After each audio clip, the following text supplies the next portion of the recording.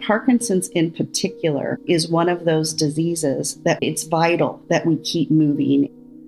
I always recommend people to find exercise they enjoy doing, because ultimately it doesn't matter if the optimal exercise is something that you're just not going to stick with. In addition to prescription medications, there are also lifestyle changes a person with Parkinson's can make to improve their daily lives. I look forward to my boxing classes because I've become good friends with a large number of people in the community. In today's episode, we'll talk to physical therapists and personal trainers who work with people with Parkinson's disease. Find a way to get moving and keep moving to help really slow the onset of Parkinson's. So if you're at the early stages, you want to slow this down as much as we can for as long as we can. And we'll hear about how home adaptations can help people manage their symptoms. Let's have a place to sit down. We can add grab bars to the bathroom to help with just having a place to hold on to give you a little extra stability. Welcome to the Parkinson's Disease Podcast. I'm your host, Anna Steckline. The Parkinson's Disease Podcast was created for educational purposes only. It is not a substitute for formal medical advice. Please talk to your qualified healthcare provider for personal diagnosis and treatment. Exercise and staying social, the research shows, are really the two things that help to slow the progression of the disease. That's Kat Hill, who shared her journey with young onset Parkinson's disease in episode 3. And so by getting involved in a regular exercise program, that brought me both things. It took me to classes where I learned how to box and do high intensity interval training and met a whole new community of people. That was really life-changing for me. All the research shows that exercise is key to living well with Parkinson's. First, let's find out why.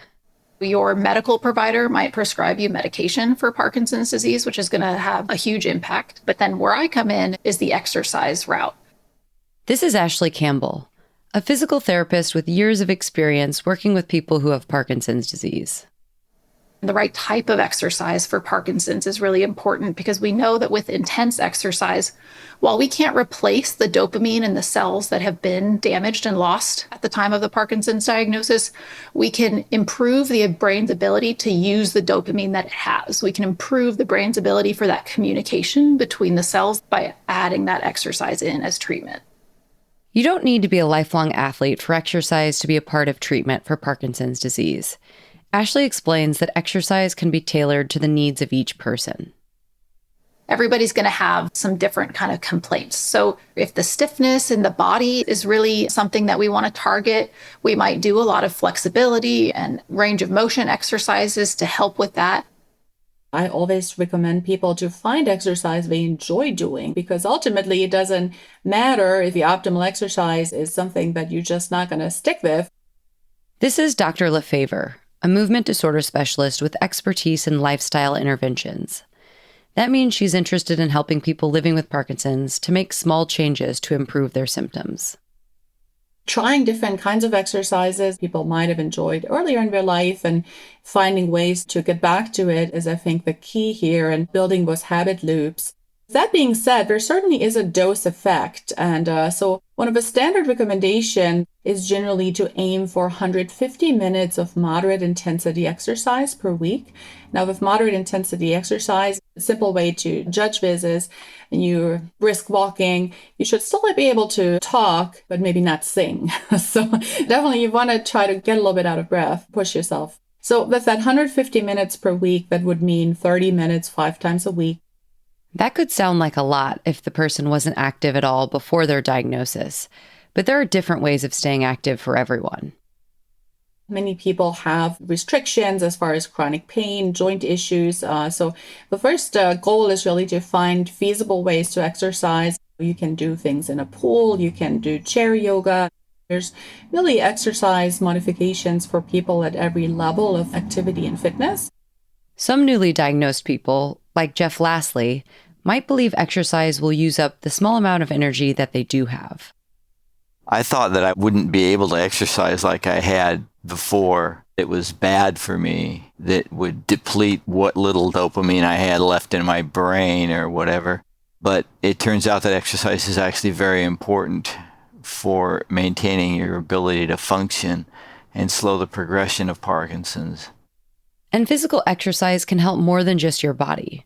It can also help create relationships and improve brain health and mood.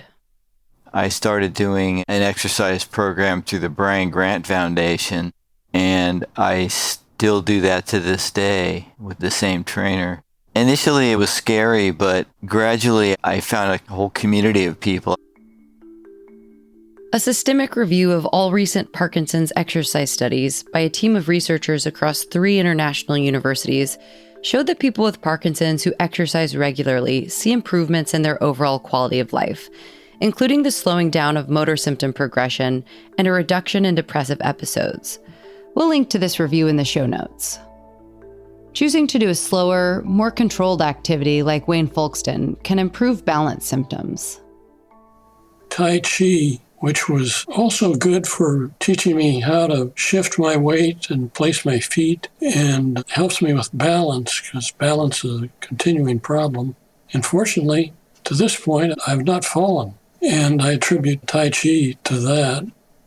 Things like yoga and Tai Chi have gotten really popular because they help with those kind of smooth and slow coordinated movements that really help target the stiffness that can come on with Parkinson's, along with balance. When we think about Parkinson's, it's a condition that causes us to move smaller and slower over time. So when we do exercise for Parkinson's, our goal is to get you moving as big as you can with as much intensity of movement as you can. Boxing is a style of exercise many people with Parkinson's have adopted. I've really enjoyed boxing. It's a non-contact. It's misleading in a way because you don't hit anybody, you hit a bag, and there's something more satisfying about hitting something. I'm surprised that I enjoy it. But I look forward to my boxing classes because I've become good friends with a large number of people in the community, and I would recommend it for anyone with Parkinson's. The excitement around boxing is in no small part due to Kimberly Berg, trainer of Rebel Fit Club's Rock Steady program. I come to you today from the Rebel Fit Club in Oregon, and we do boxing for Parkinson's through Rock Steady Boxing. I have 5 affiliates, but we also have a whole gym dedicated just to people with Parkinson's. Building spaces online and at her gyms exclusively for people with Parkinson's has created a truly unique space for those with Parkinson's to do the exercise they need. While some people say they love the exercise, it's the camaraderie and the safeness of coming into a facility where they're free to have tremor, they're free to move slower. They just feel like they're accepted here. And if you're not so scared of being seen, you move more freely. So if you're thinking of stepping into your first boxing class, Kimberly explains why this sport is great for Parkinson's symptoms. We do non-contact boxing because of the large stepping, the rotation, learning sequences slowly, quickly, lots of multitasking because multitasking is difficult for people with Parkinson's. When it comes to exercise as a part of the treatment program for Parkinson's, the key message is to find things you enjoy and participate as often as your care team recommends. I like to exercise a lot. I work out every day, which is really important for slowing progression. You may also want to consider when you take medications to get the best result from the time you spend exercising. In the episode about medications, we spoke about on and off time. On time is when your medication is working best. The other thing is make sure that if you are on medication, that you're in your on time when you are working out. You want to be fully optimized because then you're going to get the best bang for your buck. If you're off, you're going to be slower and you're not going to really feel like moving. But if you're on, you feel like you can do all the good things. You're listening to the Parkinson's Disease podcast, part of the Health Unmuted library. To find other series about a variety of specific health conditions, search for Health Unmuted on your podcast player or visit our website, healthunmuted.com. We now know how important exercise is for Parkinson's treatment. And alongside community classes and online workout videos, a physical therapist like Ashley Campbell can be a great member of the Parkinson's care team. Physical therapy for Parkinson's, it's going to be very different than other types of physical therapy. Intensity of exercise is really important. It has to be challenging. It has to be hard. So we're doing some aerobic exercise where we're really working to get your heart rate up and to get the blood flow moving so that we can increase all that oxygen and blood to the brain. A physical therapist can provide one-on-one support. They'll identify what movements can be done at home safely and which movements should be practiced while in a supervised session. Our goal is to make sure that you are going to be safe at home. So in the clinic, we might do some things that are very challenging to your walking or your balance or your agility. And then maybe at home, we might give you some things to make sure that we are able to do the exercise we need to do, but in a safe way where we're not really risking balance like we might in the clinic. Physical therapy and exercise can take up a lot of a person's time, but there are also small daily changes you can try to make life a little easier. Dr. Mather shares her tip for getting her day started. I find that having a stiff pair of shoes by the bedside helps when I wake up and my feet are curled because of muscle spasm. She also tells us the changes she made to her nighttime routine. Sleeping is an issue for a couple of reasons. One, it's insomnia, but the other thing is it becomes difficult to turn in bed. And so I have found having a more slick set of bed sheets like satin or bamboo and wearing satin pajamas helps me to turn more easily because the friction isn't there. You can also have a bed rail, which helps you to grab onto in order to turn in the bed. Simple suggestions like these can really make a huge difference for people living with Parkinson's.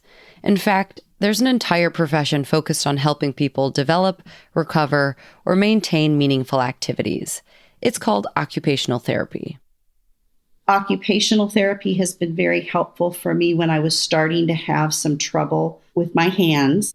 They had some tools that helped with writing implements, some exercises and stretches, and also a wonderful paraffin bath that I could put my hands in when they were really painful.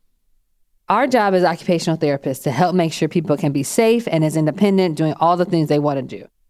That's Dr. Brandy Archie. I'm an occupational therapist and founder at Accessible Living. So we help people get adaptive equipment that they need in order to stay living safely and independently at home. There are some key places a person with Parkinson's might want to consider changing in their home, like the bathroom. We're often recommending shower chairs or tub transfer benches. Our balance is often very impacted by our vision. And so if you're closing your eyes to wash your hair and tipping your head back, that can really throw off your balance. So let's have a place to sit down. We can add grab bars to the bathroom to help with just having a place to hold on to give you a little extra stability. And there are other places in and around the home where safety needs to be considered. We want to be thinking about how you're getting from place to place. Changes in floor texture are also ways that people often get tripped up, literally, and then also frozen up. So when we're going from tile in the kitchen to carpet in the living room, that will be a key place where if your toes are not being picked up from the floor as well as they used to, you could catch your toe there and end up on the floor. It may be a big change to make, but adapting the flooring in your home so that it's the same in every room can be a big help. If that's not an option, consider adding something at the threshold space, something wide and flat, like a metal threshold that can be between both the tile and the carpet. So it's easily, visibly noticeable. So your brain can make the change from how you need to walk on tile versus how you need to walk on carpet. Dr. Archie emphasizes that making changes to your home in the early stages of this progressive condition can be useful too. A lot of times our front steps, the way we enter our homes, are not well lit and don't have places to hold on to. So at that early onset stage where you might not feel like you need that yet, that's a great time to plan to add that to your house. I would say make sure there's places to hold on to at all of your stairs and that they're well lit. You can't change the world, but you should at least make sure that the place that you live at is as effective for you as possible because that's where we spend the most of our time. And now, let's hear about some resources that are available to continue learning. If you'd like to learn more about Parkinson's disease, head to healthunmuted.com to find a full list of resources, including a PDF on the benefits of exercise by the Parkinson's Foundation, and a variety of blogs about managing Parkinson's symptoms by Kimberly Berg's Rebel Fit Club. And you can also find a selection of other podcasts that you may find helpful as you continue to learn more about this disease, such as the Parkinson's podcast by the Davis Phinney Foundation. To find other people who are living with Parkinson's, join PD Avengers, a global advocacy group. Alongside building a new exercise routine, changing the way you eat can improve some Parkinson's symptoms too. In the next episode, we'll talk to Parkinson's doctors and dietitians about the recommended diets for those with Parkinson's. There is no one diet that's recommended for Parkinson's disease. However, there are 2 diet patterns that show promise for people with Parkinson's. You do not want to get in the habit of just saying, I'm just going to pop pills for my Parkinson's disease. There are natural things you can do. Thanks to Dr. LaFavor, Dr. Mather, Dr. Archie, Kimberly Berg, and Ashley Campbell for their professional expertise. And to Wayne Folkston, Jeff Lastly, Kat Hill, and Dr. Mather for sharing their personal experiences. The Parkinson's Disease podcast is hosted by me, Anna Stecklein. This show is a part of the Health Unmuted audio library by Mission Based Media. To listen and learn more, visit healthunmuted.com and follow our show on your favorite podcast player. And be sure to share this podcast with the people in your life.